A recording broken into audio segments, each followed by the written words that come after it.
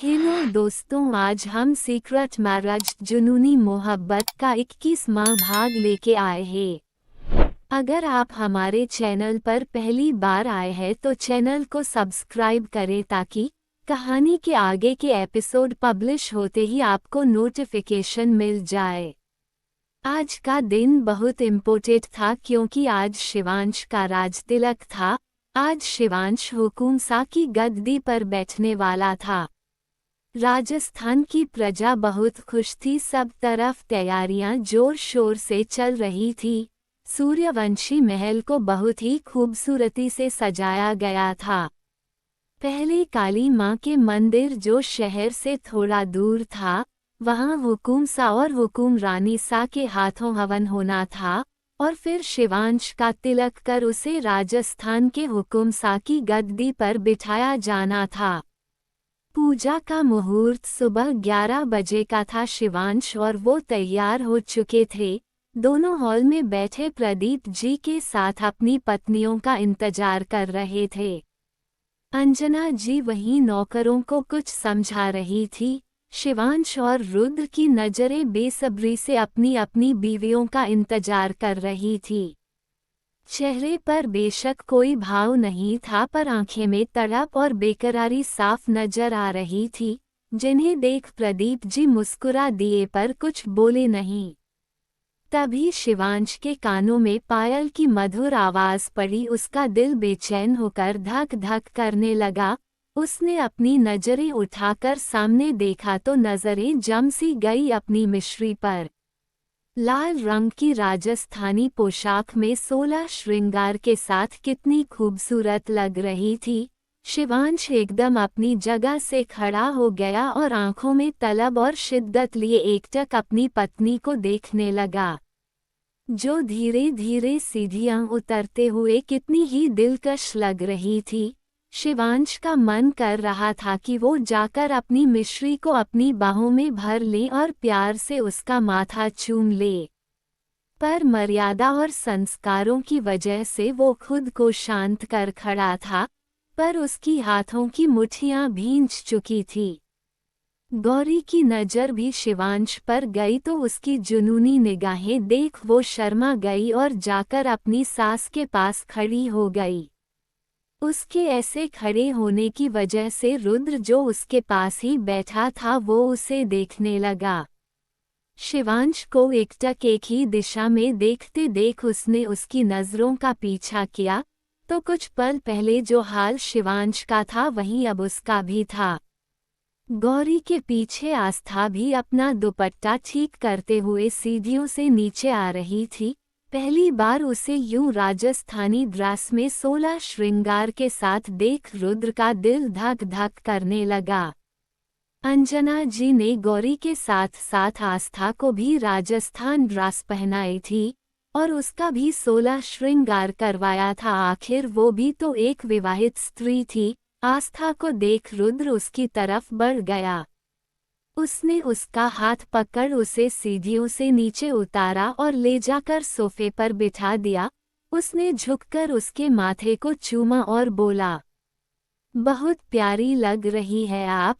उसकी बात सुनकर आस्था मासूम सा चेहरा बनाकर बोली, सच्ची छोटी माँ ने हमें ये सब पहनाया है। उसकी बात सुनकर शिवांश भी उसके सिर पर हाथ रखते हुए बोला, सच गुड़िया बहुत ही सुंदर लग रही है आप। अपने पति और भाई से अपनी तारीफ सुनकर आस्था मुस्कुरा दी। अंजना जी ने उसकी नज़र उतारी और उसे काला टीका लगाते हुए बोली, किसी की नज़र ना लगे हमारी गुड़िया को। इतने सालों बाद अपने परिवार का प्यार पाकर आस्था बहुत खुश थी। उसे खुद देख रुद्र भी खुश था। शिवांश अपनी तिरछी नज़रों से गौरी की तरफ देखा जो वहीं खड़ी थी और मुस्कुराते हुए आस्था और अंजना जी को देख रही थी। तभी अंजना जी ने उसे अपने पास बुलाया और उसकी भी नज़र उतारते हुए उसे काला टीका लगा दिया। गौरी की मुस्कान और भी गहरी हो गई। उसे मुस्कुराते देख शिवांश उसे अपनी जुनूनी शिद्दत भरी निगाहों से देखने लगा। उसका मन कर रहा था कि वो गौरी को उठाकर सबसे दूर कहीं ले जाए और उसे अपनी बाहों में छुपा ले, पर हाय रे मजबूरी। उसने अपनी भावनाओं को कंट्रोल किया और सबको देखते हुए बोला, चलिए मुहूर्त का समय होने वाला है। सबने हाँ में गर्दन हिलाए और उठकर बाहर की तरफ चल दिए। एक गाड़ी में प्रदीप जी और अंजना जी के साथ दादी माँ थी। एक गाड़ी में ड्राइवर के साथ रुद्र और आस्था थे और शिवांश की ब्लैक रोल्स रॉयस में वो अपनी मिश्री के साथ बैठ गया। अब भाई बंदे को अपनी बीवी के साथ कुछ समय अकेले रहना था। तीनों गाड़ियां महल से निकल शहर से बाहर काली मां के मंदिर की तरफ बढ़ गई। उन तीनों गाड़ियों के आगे पीछे चार चार गार्ड्स की गाड़ियां थी, जिनमें रुद्र और शिवांश दोनों के गार्ड थे। गाड़ी में बैठ गौरी ने अपने पास बैठे अपने पति की तरफ देखा, जो फोन पर किसी से बात कर रहा था और कुछ समझा रहा था। ये देख गौरी खिड़की के बाहर देखने लगी। शिवांश बात कर फोन अपनी जेब में रखा और एक बटन दबाकर गाड़ी में पार्टीशन ऑन कर दिया। अब उन दोनों को कोई नहीं देख सकता था। ये देख गौरी ने उसकी तरफ देखा तो वो अपनी जुनूनी निगाहों में शिद्दत भरे अपनी पत्नी की तरफ ही देख रहा था। ये देख गौरी का चेहरा शर्म से लाल हो गया। उसने अपनी नजरें झुका ली और अपने हाथों की उंगलियों को आपस में उलझाने लगी। वहीं अपनी मिश्री को ऐसे शर्माते देख शिवांश के चेहरे पर एक कातिल मुस्कान आ गई। उसने गौरी के हाथ को अपने हाथ में पकड़ लिया और उसे देखते हुए सच्ची शिद्दत और प्रेम से बोला, बहुत सुंदर लग रही है हमारी जान, बिल्कुल हमारी नई नवेली दुल्हन की तरह। उसकी बात सुनकर गौरी मुस्कुरा दी। तभी शिवांश फिर बोला, हमारी जान, सच कहे तो हमारा मन कर रहा है आपको यहाँ से भगाकर कहीं दूर ले जाए और अपनी बाहों में छुपाकर आपको ढेर सारा प्यार करें। हम सच बोल रहे हैं जान, एक बार यह सब खत्म हो जाए फिर हम आपको लेकर कहीं बाहर जाना चाहते हैं। आपके साथ अकेले में वक्त बिताना चाहते हैं। यहाँ बस आप और हम हो और कोई भी हमारे बीच तीसरा ना हो हमें डिस्टर्ब करने के लिए। बोलिए चलेंगी हमारे साथ, यहाँ हम आपको लेकर चलें। उसकी बात सुनकर गौरी शर्माते हुए बोली, यहाँ आप वहाँ हम, आप यहाँ लेकर जाना चाहे ले जा सकते हैं, हम चलेंगे आपके साथ। उसकी बात सुनकर शिवांश के चेहरे पर एक दिलकश मुस्कान आ गई। उसने गौरी का चेहरा हाथों में भरा और प्यार से और सच्ची शिद्दत से उसके माथे को चूम लिया। गौरी की आंखें इस एहसास से बंद हो गई। वहीं रुद्र की गाड़ी में रुद्र ने आस्था को सीट से उठाकर अपनी गोद में बिठा लिया। ये देख प्रदीप, जो ड्राइवर के साथ आगे बैठा था, उसने एक बटन दबाकर गाड़ी में पार्टीशन ऑन कर दिया ताकि उसके बॉस और लेडी बॉस को डिस्टर्ब न हो और वो अपना प्राइवेट टाइम एक दूसरे के साथ बिता सके। वैसे भी उसे पता था पिछले 2 दिनों से उसके बॉस को बिल्कुल टाइम नहीं मिला है उसकी लेडी बॉस के साथ बिताने के लिए। रुद्र के ऐसे आस्था को गोद में बिठाने की वजह से आस्था उसे देखने लगी तो रुद्र ने प्यार से उसके माथे को चूम लिया और उसे अपने सीने से लगाए गए बोला, आप ठीक तो हैं ना जान, मतलब कोई परेशानी तो नहीं? अगर कुछ भी प्रॉब्लम है तो आप मुझे बता सकती है।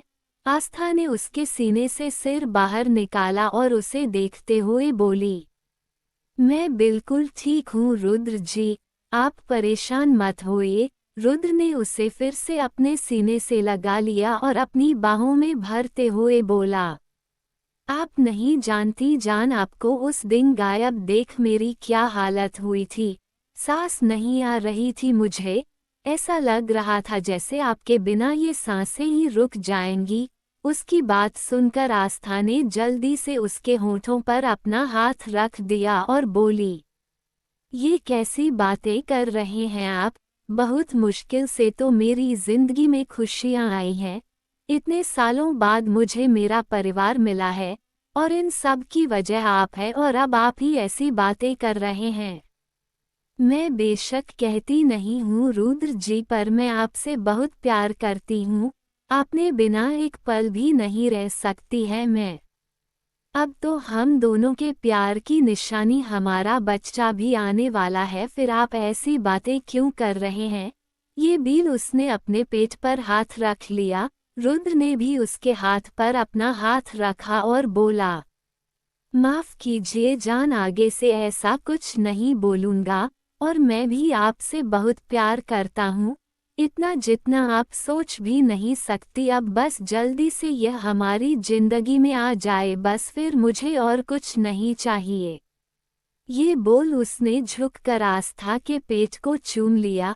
आस्था शर्मा गई। रुद्र ये देख मुस्कुरा दिया और उसे अपने सीने से लगा उसके बालों को सहलाने लगा। कुछ देर बाद उनकी गाड़ियां शहर से बाहर काली मां के मंदिर पहुंच गई। सब गाड़ियों से बाहर निकले और अंदर की तरफ बने लगे। हजारों की भीड़ में लोग मौजूद थे। यह कोई और नहीं बल्कि राजस्थान की जनता थी, जो अपने होने वाले हुकुम राजा सा और हुकुम रानी सा को देखने आई थी। रुद्र और शिवांश के बॉडीगार्ड उन्हें प्रोटेक्ट कर रहे थे। जनता हुकुम सा की जय और हुकुम रानी सा की जय के नारे लगा रही थी। आस्था ने ये सब कुछ पहली बार देखा था। वो बस हैरानी से सब तरफ देख रही थी। वहीं रुद्र उसे संभाल रहा था। गौरी के माता पिता और भाई भी वहां मौजूद थे। कुछ ही देर में सब मंदिर के अंदर पहुंच गए। यहाँ पुरोहित जी पहले ही मौजूद थे। प्रदीप जी जाकर एक थोड़ी ऊंची जगह खड़े हो गए। यहाँ से पूरी जनता उसे देख सकती थी। उन्होंने अपना हाथ उठाकर उन्हें शांत रहने के लिए कहा तो सब एकदम शांत हो गए। प्रदीप जी ने अपने हाथ जोड़े और बोले, घनी खम्मा सब ने, हमें पता है आप यहाँ आज अपने होने वाले हुकुम सा और हुकुम रानी सा को देखने के लिए, उनसे मिलने के लिए आए हैं। सच मानिए तो वो भी आपसे मिलने के लिए बहुत उत्सुक हैं, और कुछ ही देर में वो आप सब लोगों से मिलेंगे भी, पर उससे पहले पूजा का मुहूर्त हो रहा है, तो वो कर लेते हैं। फिर आपके हुकुम सा और हुकुम रानी सा आप सब से जरूर भेंट करेंगे। और आज कोई और भी है जिन्हें हम आप सब से मिलवाना चाहते हैं, जिन्हें देखकर आप सब जरूर खुश होंगे। बस थोड़ा सा इंतजार, फिर आपके हुकुम सा और हुकुम रानी सा आपके सामने होंगे। ये बोल वो हाथ जोड़कर सबके पास चले गए। यहाँ पर पुरोहित जी ने पूजा की तैयारियां कर ली थी और सबसे पहले शिवांश का जलाभिषेक होना था। पुरोहित जी ने उसे चेंज करने के लिए कहा तो वो मंदिर में ही बने पीछे एक कमरे में चला गया। कुछ देर बाद वो चेंज कर वापस आया तो इस समय उसने एक सफ़ेद धोती पहनी हुई थी और कंधे पर एक सफ़ेद कपड़ा लिया हुआ था। गले में एक सोने की चेन के साथ रुद्राक्ष की माला थी। पुरोहित जी के बताए अनुसार शिवांश जाकर अपनी जगह पर बैठ गया। पुरोहित जी के कहने पर उनके शिष्य बड़े बड़े घड़ों में जल लेकर आ गए। बाकी सब थोड़ा पीछे होकर खड़े हो गए। उन बड़े बड़े घड़ों के जल से उसका अभिषेक किया गया। ये सब होने के बाद दोनों पूजा स्थल पर बैठ गए। पुरोहित जी भी अपने शिष्यों के साथ पूजा की वेदी पर बैठ गए। दोनों का तिलक कर यज्ञ आरंभ हुआ। पुरोहित जी जैसे जैसे बोल रहे थे वो दोनों वैसे ही कर रहे थे। यज्ञ में आहुति के लिए एक थाल दोनों को देख दिया गया। दोनों यज्ञ में आहुति देते हुए मंत्रों का उच्चारण होने लगा। लगभग 1 घंटे बाद यज्ञ खत्म हुआ। पुरोहित जी अपनी जगह से उठे। उन्होंने एक थाल शिवांश और गौरी की तरफ बढ़ाई और उन्हें काली मां की आरती करने के लिए कहा। दोनों ने मिलकर काली मां की आरती की। उसके बाद पुरोहित जी ने दोनों को तिलक लगाकर उनके हाथों में एक मौली बांध कुछ मंत्र बुदबुदाए। शिवांश को एक साफा पहनाया गया और उस पर एक खूबसूरत ब्रोच लगाया गया। पुरोहित जी ने एक थाल गौरी के आगे की और बोले, हुकुम रानी सा रिवायत के मुताबिक थाल में मौजूद सभी चीजें आप हुकुम सा को भेंट करेगी। गौरी ने हाँ में गर्दन हिलाई और उस थाल में मौजूद तलवार उठाकर अपने माथे से लगाकर शिवांश की तरफ बढ़ा दी। शिवांश ने तलवार ली और अपने माथे लगाकर अपने पास रख ली। उसकी नजरें अपनी मिश्री के चेहरे पर टिकी हुई थी जो घूंघट में छुपा हुआ था, पर वो फिर भी अपनी मिश्री को देख सकता था। आज उसे अपनी मिश्री के चेहरे का तेज अलग ही प्रतीत हो रहा था। तभी गौरी ने थाल में पड़ी मोजड़ी उठाए और शिवांश के पैरों में पहनाने लगी। अपनी मिश्री के हाथों को अपने पैरों पर महसूस कर शिवांश ने उसके हाथ पकड़ लिए और उसे देखते हुए शिद्दत, जुनून और असीम प्रेम से बोला, आपकी जगह हमारे पैरों में नहीं हमारे दिल में है हुकुम रानी सा, आपको ये सब करने की जरूरत नहीं है। आप हमारी रानी है। हमारे सिर का ताज और ताज सिर पर सजाया जाता है, ना कि पैरों में रखा जाता है। उसकी बात सुनकर प्रदीप जी, अंजना जी के साथ साथ पुरोहित जी भी मुस्करा दिए। वहीं अनुभव जी, सुनीता जी और साकेत तो अपनी लाडो के लिए शिवांश के मन में इतनी इज्जत और प्यार देखकर खुश और भावुक हो गए। वहीं अपने शिव की बात सुनकर गौरी भी भावुक होकर घूंघट में से उसे देखने लगी, पर वो खुद को संभाल कर वापस उसके पांवों में मोजड़ी पहनाते हुए बोली, पर अपने बड़ों के पांवों छूकर उनका आशीर्वाद लेना तो हमारा सौभाग्य है, और हमसे बड़े भी है और हमारे पति भी, तो हमें आपके पांवों छूने में कोई आपत्ति नहीं, बल्कि आपका आशीर्वाद हमें प्राप्त हो तो हम खुद को खुशनसीब समझेंगे। ये बोल उसने उसके पांवों में मोजड़ी पहनाकर उसके पांवों छू लिए। शिवांश ने उसके सिर पर हाथ रखा और सच्ची शिद्दत और लगन से बोला, हमेशा खुश रहिए, आपका सुहाग अखंड रहे, आपको दुनिया यहाँ की खुशियाँ मिले। गौरी ने आंखें बंद कर अपने पति के आशीर्वाद को ग्रहण किया। तभी पुरोहित जी शिवांश को देखकर बोले, हुकुम राजा सा, ये जो दायित्व आपको आज मिला है, बरसों से आपके पुरखों ने इसे संभाला है। उन्होंने हर कर्तव्य का पालन सच्ची निष्ठा और ईमानदारी से किया है। आपसे भी यही उम्मीद है कि आप भी अपने हर कर्तव्य का पालन सच्ची निष्ठा और ईमानदारी से करेंगे। हजारों लोगों की जिम्मेदारी आपके कंधों पर है, सिर्फ आपके ही नहीं हुकुम रानी सा के भी हमें उम्मीद है। आप दोनों मिलकर इन सभी जिम्मेदारियों को सच्ची निष्ठा और ईमानदारी के साथ निभाएंगे। यह एक सिर्फ पद नहीं बल्कि जिम्मेदारी है, लाखों लोगों का विश्वास है जिसे आप दोनों को मिलकर निभाना है। हर परिस्थिति में एक साथ खड़े रहना और कदम से कदम मिलाकर चलना है। फिर गौरी को देख हुकुम रानी सा, जैसे आज तक आप हुकुम सा के साथ कदम से कदम मिलाकर चलती आई है, उम्मीद है आगे भी आप उनके साथ कदम से कदम मिलाकर चलेंगी, उनका हर परिस्थिति में साथ देंगी। गौरी ने हाँ में गर्दन हिलाए और फिर दोनों ने साथ मिलकर पुरोहित जी का आशीर्वाद लिया। सभी लोग खुश थे, आस्था भी बहुत खुश थी। तभी पीछे से आवाज आई, रुक जाओ, हम नहीं मानते इसे अपना हुकुम सा।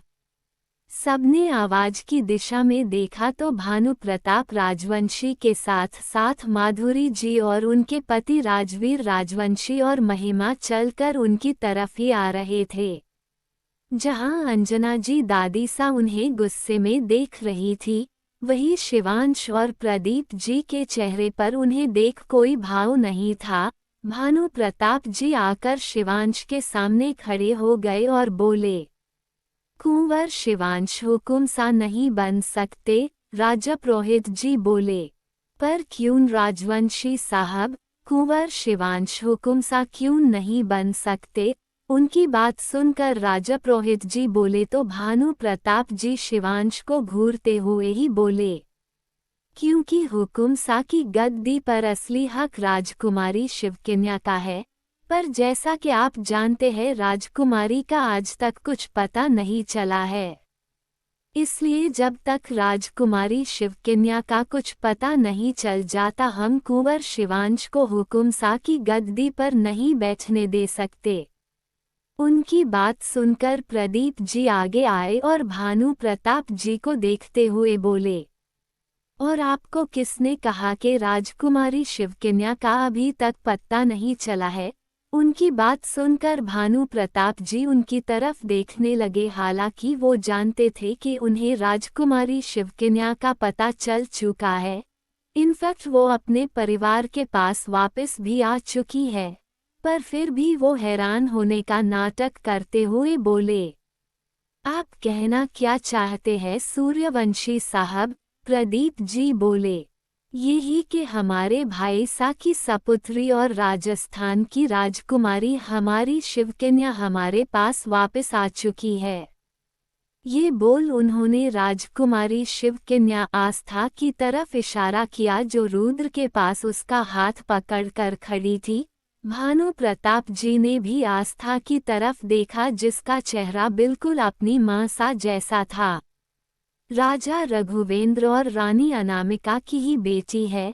राजपुरोहित जी भी भानु प्रताप जी को देखकर बोले, सूर्यवंशी साहब बिल्कुल ठीक कह रहे हैं राजवंशी साहब, राजकुमारी शिवकन्या अपने परिवार के पास वापस आ चुकी है।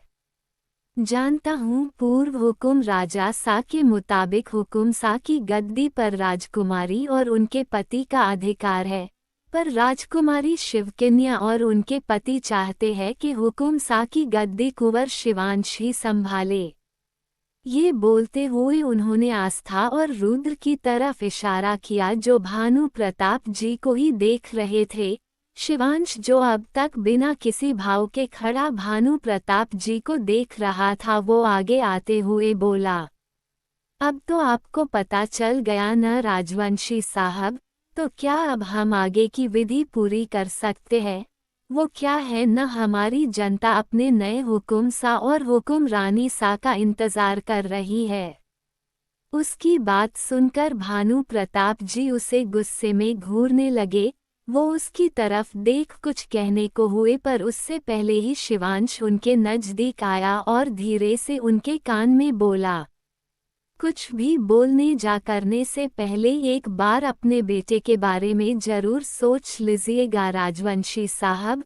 वो क्या है न मेरे बाबा सा को सब कम काशाप्यों पाहुरे के रह कर और पैसा मैरिज का अपने हिसाब से करने की आदत है, इसलिए जो भी करना सोच समझ कर करना। शिवांश ने एक नज़र उनकी तरफ देखा और गौरी का हाथ पकड़ उसे लेकर जनता की तरफ चल पड़ा जो कब से अपने नए हुकुम सा और हुकुम रानी सा इंतजार कर रहे थे।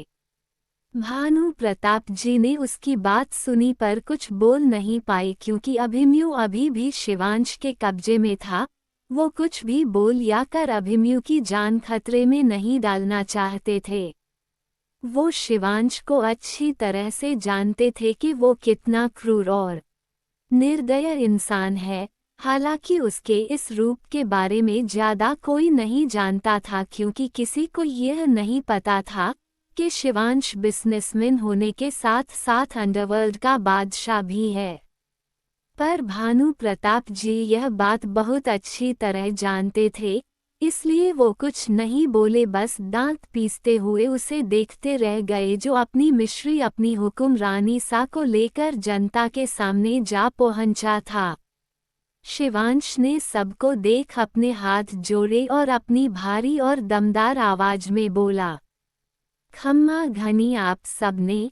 सब लोगों ने भी उसे देख अपने हाथ जोड़ लिए और उसे घनी खम्मा कहा।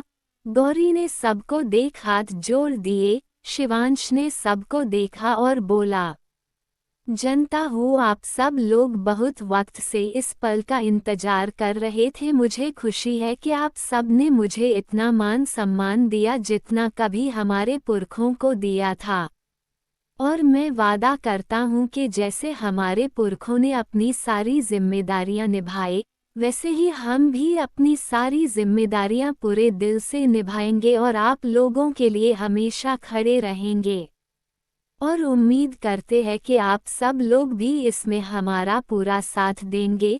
जय भवानी, हर हर महादेव। अब सबको शिवांश में पूर्व हुकुम सा राघवेंद्र सूर्यवंशी की छवि दिखाई दे रही थी। प्रदीप जी भी एकटक अपने बेटे को देख रहे थे, जो आज बिल्कुल उन्हें उसके बड़े भाई सा के जैसा लग रहा था। वही रौब, चेहरे पर वही चमक। ये देख उनकी आंखें नम हो गई, जिन्हें उन्होंने सबसे छुपा लिया, पर अंजना जी जो उनके पास खड़ी थी, उन्होंने उनकी नम आंखों को देख लिया। ये देख उन्होंने धीरे से उनका हाथ पकड़ लिया। प्रदीप जी ने उनकी तरफ देख तो उन्होंने अपनी पलकें झपका दी। वही दादी सा भी अपनी नम आंखों से अपने पोते को देख रही थी, जिनमें उन्हें आज अपने बड़े बेटे की परछाई दिखाई दे रही थी। तभी भीड़ में से किसी की आवाज आई, हुकुम सा, हुकुम रानी सा के भी दर्शन करवा दीजिए। यह कोई औरत थी जिन्होंने गौरी को देखने की तमन्ना जाहिर की थी। उस औरत की बात सुनकर सब लोग गौरी का चेहरा दिखाने की बात करने लगे। शिवांश ने एक नज़र जनता को देखा जो अपनी हुकुम रानी सा को देखना चाहती थी, और गौरी को देख उसकी तरफ घूम गया। वही गौरी सबकी बात सुनकर थोड़ा सा घबरा गई थी। वही शिवांश ने जैसे ही अपनी मिश्री को घबराते देखा तो धीरे से उसके पास होते हुए बोला, घबराए मत, मैं हूँ। ये बोल उसने धीरे से गौरी का घूंघट उठाकर पल्लू उसके सिर पर कर दिया। अपनी मिश्री के रूप को देख उसका दिल जोरों शोरों से धड़कने लगा। वो एक तक गौरी के चेहरे को देख रहा था, वही अभी तक जनता को गौरी का चेहरा दिखाई नहीं दिया था, क्योंकि गौरी और जनता के बीच में शिवांश खड़ा था। वहीं जनता अपनी हुकुम रानी सा को देखने के लिए बेचैन हो रही थी। गौरी जो नजरें झुकाए खड़ी थी, उसने जब शिवांश को अपनी तरफ ऐसे देखते पाया तो उसने धीरे से अपनी नजरें उठाकर शिवांश की तरफ देखा, तो उसकी आंखों में दिख रहे असीम प्रेम को देख और शिद्दत को देख होका नजरें एक बार फिर झुक गई। उसका ऐसे पलके उठाना और शर्मा कर फिर पलके झुकाना देख शिवांश तो एक बार फिर अपना दिल अपनी मिश्री पर हार गया। उसके चेहरे पर एक दिलकश मुस्कान आ गई, जिसे उसने जल्दी छुपा भी लिया। वो गौरी के सामने से हटा और उसका हाथ पकड़कर उसके पास खड़ा हो गया। वही जनता ने जैसे ही अपनी हुकुम रानी सा को देखा तो सब उसका रूप देख मंत्रमुग्ध हो गए। आखिर हुकुम रानी सा लग ही इतनी सुंदर रही थी कि सब कोई उनके रूप से प्रभावित था। तभी उनकी हुकुम रानी सा यानी कि गौरी बोली, खम्मा घनी। गौरी की मीठी सी आवाज सुनकर सब लोग जैसे किसी आकर्षण से बाहर आए हो। सबने उसे देख घनी खम्मा कहा और सब तरफ हुकुम रानी सा की जय और हुकुम राजा सा की जय के नारे लगने लगे। वही अपनी बेटी की इतनी इज्जत और रुतबा देख सुनीता जी और अनुभव के साथ साथ साकेत भी खुश और भावुक हो गया। वही माधुरी जी और महिमा जी के साथ पूरा राजवंशी खानदान गौरी को गुस्से और नफरत से घूरने लगा, क्योंकि कहीं ना कहीं उनके रास्ते का सबसे बड़ा रोड़ा गौरी ही बनी थी। जिस वजह से महिमा की शादी शिवांश से नहीं हो पाई थी और उनके हुकुम सा की गद्दी पर कब्जा करने का प्लान भी फेल हो गया था। उन दोनों को गुस्से और नफरत से घूरते हुए वो लोग वहां से निकल गए, क्योंकि आज भी शिवांश ने उनका प्लान फेल कर दिया था। वही प्रदीप जी ने आस्था को भी पूरी जनता से मिलवाया। इतने सालों बाद अपनी राजकुमारी के वापस आने से भी सब लोग बहुत खुश हुए। वही शिवांश और गौरी ने मिलकर अपने हाथों से पूरी जनता में कपड़े और भोजन बांटा। जनता ने भी उन्हें भर भर का आशीर्वाद दिया। उसके बाद सब राजपुरोहित जी का आशीर्वाद लेकर महल के लिए निकल गए, जहां शिवांश और गौरी का मीडिया के साथ भी के इंटरव्यू था। क्योंकि शिवांश कोई छोटा मोटा नाम नहीं था, वो अंडरवर्ल्ड का बादशाह भी था, साथ साथ वो पूरे एशिया का नंबर 1 बिजनेसमैन भी था। सब लोग महल पहुंचे तो मीडिया पहले से वहां मौजूद थी। शिवांश के कहने पर महल के गार्डन में ही एक छोटे से इंटरव्यू का इंतजाम किया गया था। शिवांश गौरी को लेकर वहां पहुंचा। आस्था और रुद्र भी उनके साथ ही थे। प्रदीप जी और अंजना जी को उसने दादी सा के साथ अंदर भेज दिया था। शिवांश और रुद्र ने गौरी और आस्था को वहां लगी चेयर्स पर बिठाया और खुद भी उनके साथ ही बैठ गए। रुद्र को भी मीडिया ने पहचान लिया था। अब रुद्र प्रताप सिंह कोई छोटा मोटा नाम तो था नहीं, मुंबई का सबसे बड़ा बिजनेसमैन था वो। इसलिए उसे किसी इंट्रोडक्शन की जरूरत तो थी नहीं, पर मीडिया वाले उसे इस वक्त जहां मौजूद देख थोड़े कंफ्यूज थे। तभी शिवांश ने सबके सामने हाथ जोड़े और सभी को खम्मा घनी कहा। मीडिया ने भी उसे ग्रीट किया। तभी एक मीडिया वाला खड़ा हुआ और शिवांश की तरफ देखकर बोला, सबसे पहले तो कॉन्ग्रेचुलेशन सर, नंबर 1 बिजनेसमैन होने के साथ साथ आज आप राजस्थान के हुकुम सा भी बन चुके हैं। शिवांश ने धन्यवाद कहा तो रिपोर्टर आगे बोला, हुकुम सा बनने के बाद राजस्थान की जनता के लिए आपका सबसे पहला कदम क्या होगा, या फिर आगे आप ऐसा क्या करने वाले हैं जिससे राजस्थान की जनता को फायदा हो। उस रिपोर्टर की बात सुनकर शिवांश उसे जवाब देने लगा। ऐसे ही कुछ देर सवालों का सिलसिला चलता रहा, जिनके जवाब शिवांश ने बड़ी ही सहजता से दिए। मीडिया ने कुछ सवाल गौरी यानी कि हुक्मरानी सास से भी किए। तभी एक रिपोर्टर खड़ी हुई और रुद्र की तरफ देखकर बोली, वैसे सर आपने बताया नहीं कि मिस्टर रुद्र प्रताप सिंह अपनी पत्नी के साथ यहाँ पर क्या कर रहे हैं। क्या आप वो राजस्थान में कोई नया प्रोजेक्ट शुरू करने वाले हैं जिसे सिंह कंपनी और सूर्यवंशी कंपनी मिलकर करने वाली है, या फिर कोई और वजह है।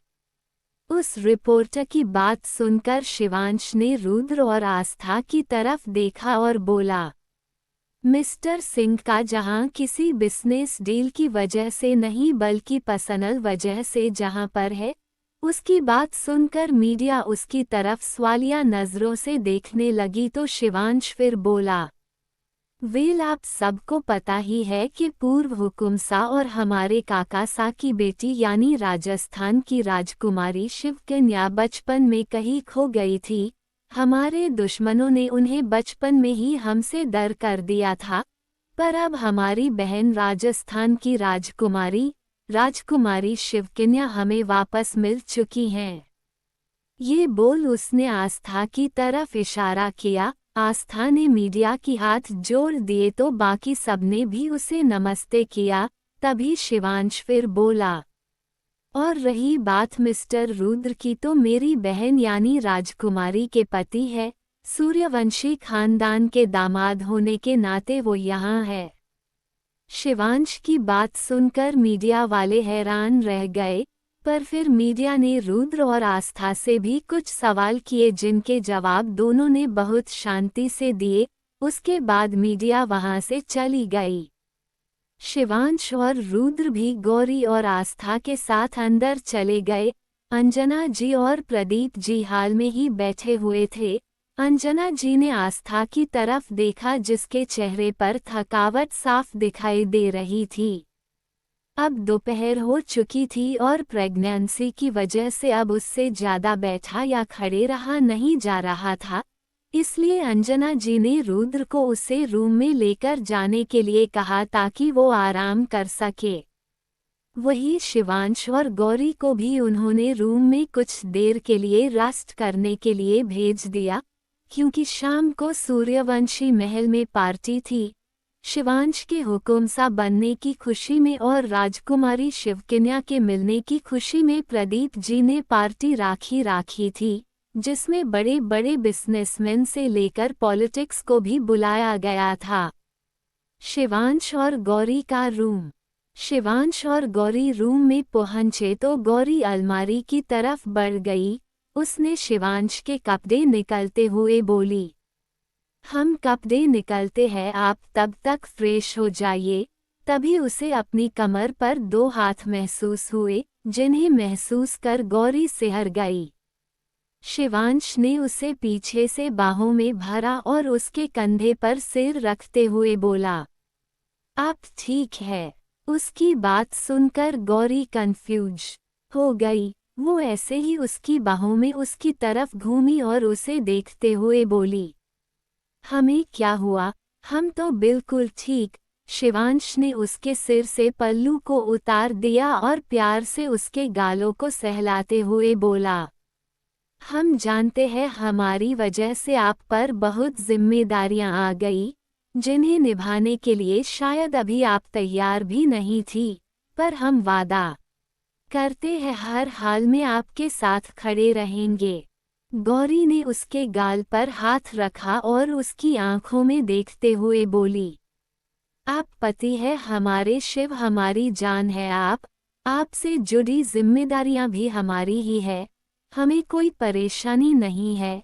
हम ये सारी जिम्मेदारियां खुशी खुशी निभाएंगे। पर क्या हमारी जान?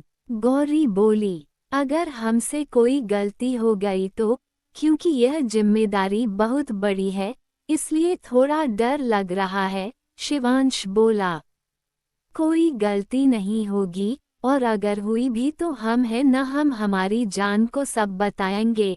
हम दोनों मिलकर सब संभालेंगे। ये बोल उसने प्यार और शिद्दत से गौरी के माथे को चूम लिया। गौरी की आंखें बंद हो गई। शिवांश ने उसकी बंद आंखों को देखा तो मुस्कुरा दिया। वो कुछ पल उसके चेहरे को देखता रहा, फिर बोला, हमारे साथ बाहर चलेंगी घूमने, जहां सिर्फ हम दोनों हो। आपके साथ अकेले में कुछ समय बिताना चाहते हैं। उसकी बात का मतलब समझ गौरी के गाल लाल हो गए, चेहरे पर आकर्षण मुस्कान आ गई। उसने अपनी नजरें झुका ली और शर्माते हुए हाँ में गर्दन हिला दी। उसे यूं शर्माते देख और उसकी हाँ सुन शिवांश भी मुस्कुरा दिया और बोला, ठीक है, 1 हफ्ते बाद पेरिस में हमारी एक मीटिंग है। हमें वहाँ 2 से 3 दिन लगेंगे, तो तभी आप हमारे साथ चल रही है। गौरी ने कुछ नहीं कहा, बस उसके सीने से लग गई। अपने हुकुम सा के साथ अकेले में वक्त तो वो भी बिताना चाहती थी, पर शर्म और मर्यादा की वजह से कह नहीं पाती थी। शिवांश ने भी उसे अपनी बाहों में भर लिया और सुकून से अपनी आंखें बंद कर ली। वही रुद्र रास्त को लेकर रूम में आया और उसे आराम से बेड पर बैठा दिया और आंखें बंद कर सिर पीछे क्राउन से टिका दिया। रुद्र ने उसके चेहरे को देखा, जिस पर थकावट साफ दिखाई दे रही थी। रुद्र उसके पास ही बैठ गया और फिक्र से बोला, जान आप ठीक है? आस्था ने आंखें खोली और मुस्कुराते हुए बोली, मैं ठीक हूँ रुद्र जी, बस थोड़ा थक गई हूँ। रुद्र ने उसके चेहरे को अपने हाथों में थमा और प्यार से उसके गाल को सहलाते हुए बोला, ठीक है, आप चेंज कर लीजिए पहले, फिर थोड़ी देर रेस्ट कर लीजिएगा। ये बोल उसने आस्था को गोद में उठाया और लेकर चेंजिंग रूम की तरफ बढ़ गया। आस्था ने भी उसके गले में अपनी बाहें लपेट दी और अपना चेहरा उसके सीने पर रख दिया। रुद्र उसे लेकर चेंजिंग रूम में चला गया। कुछ देर बाद वो आस्था को चेंज करवा कर लाया और उसे आराम से बेड पर लेटा दिया। उसने खुद भी चेंज किया और उसके पास ही लेट उसे अपनी बाहों भर लिया और उसके बालों को सहलाने लगा। कुछ ही देर में आस्था सो गई और रुद्र भी नींद के आगोश में चला गया। वहीं दूसरी तरफ राजवंशी मैंशन में भानु प्रताप जी और माधुरी जी के साथ साथ सब लोग बहुत गुस्से में थे, क्योंकि एक तो शिवांश ने उनका हुकुम सा की गद्दी पर बैठने का सपना तोड़ दिया था, और दूसरा अभी तक भी अभिमन्यु शिवांश के कब्जे में था। माधुरी जी ने भानु प्रताप जी की तरफ देखा और बोली, अब हम क्या करेंगे भाई साहब? उस शिवांश की वजह से सब खराब हो गया।